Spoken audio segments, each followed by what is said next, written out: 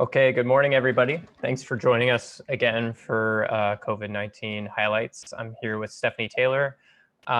Today is Friday, May 29th, and we're going to be going through a quick update actually on COVID-19 by the numbers.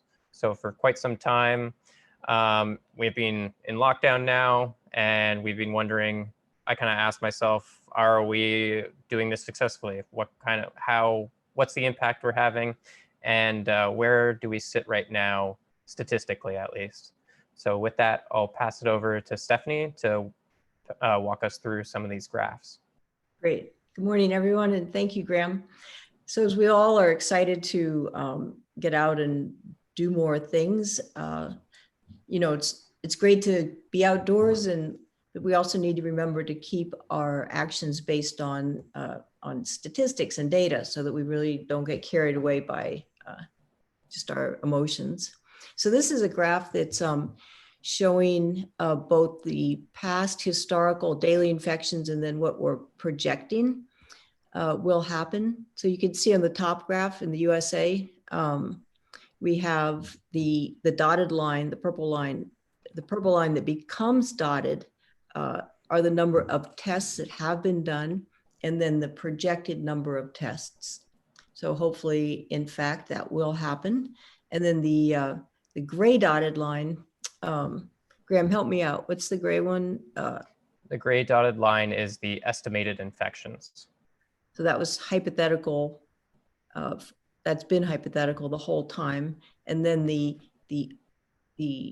orangish brown line for the USA are confirmed infections. So clearly, not everybody gets tested. Some people just self-quarantine and have mild symptoms and don't end up in a hospital. And then below the USA, you can see Canada, and the vertical axis has different higher numbers. So the USA is proportional to its population compared to Canada. So Canada, the top number is, Graham, 200? Top number is 45,000. And then on the US, it's 800,000 at the top of the graph. So Canada's infections are well below 5,000 on here, and the US is looking at about 20,000 or so. I forget the actual number. So Graham and I concluded that Canada is doing a whole lot better than the US by infections. Right. Yeah, so this next one. And so then, we've been hearing that phrase, let's flatten the curve. So the curve will still happen, but let's keep the peak from overwhelming the healthcare systems. And so the point we want you to understand here is, as the top line, that bluish gray jagged line proceeds, it is coming down, but it's not a smooth coming down. Wait. Yep. So then. Okay. And then Canada is not even on this one. So this is just the 10 countries that are still struggling the most. So it's great to see that Canada is not even listed here. Yeah. And then. So we have daily deaths here in the US and Canada. So again, the dotted part is projected, is the hypothetical trend, and versus the more jagged one, which is a realistic trend. But again, when you look at these graphs, be cognizant of the fact that the y-axis on the USA is proportional to the population. So those numbers are actually a lot bigger. Exactly. And, there's also a huge rise right off the start when COVID-19 is introduced into the country, but as it's sort of coming down due to our restrictions and people being cognizant of the infections around us.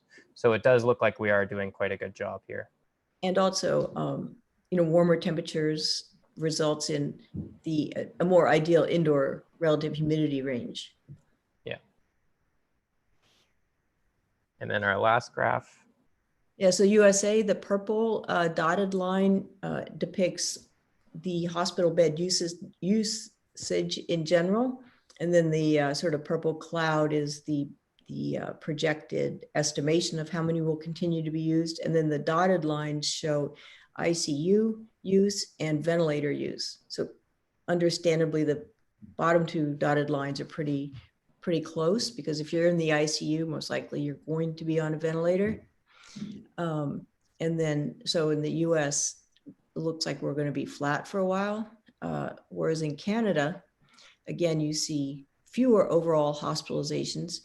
You still see your ICU and ventilator use aligned, but it looks like the decline in Canada is more rapid. The decline in use of hospital beds is more rapid, which is a good thing. Yeah. And all these graphs were provided, well, we found them on IHME.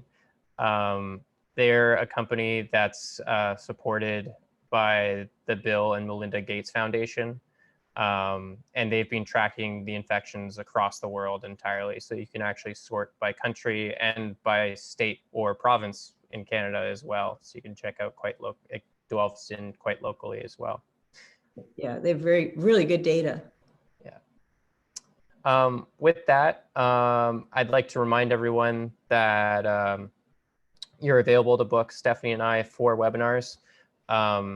If you're a civilian, or general population, you can reach out to your local Condair agent, and they'll get in touch with us. Or if you're an agent of ours, feel free to reach out to me directly or your RSM. And basically what we do is we have a 20 to 30 minute section of why humidify for occupants, then a 10 to 15 minute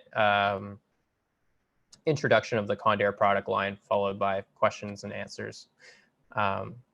We also provide a certificate for attending that can be used to apply for professional development hours. So thanks everyone for joining us today. And don't forget, we're on a Friday only schedule now. Yeah. And if you like, we got a couple questions for you. So are you humidifying your home through the year? And 2, have you heard more about indoor air quality since the COVID-19 outbreak? Feel free to answer those in the comments section below. And follow Stephanie on LinkedIn as well, as she posts plenty of different articles and new studies there. So for the most up-to-date information, that's the place to go. Have a great weekend, everybody, and stay safe. Have fun.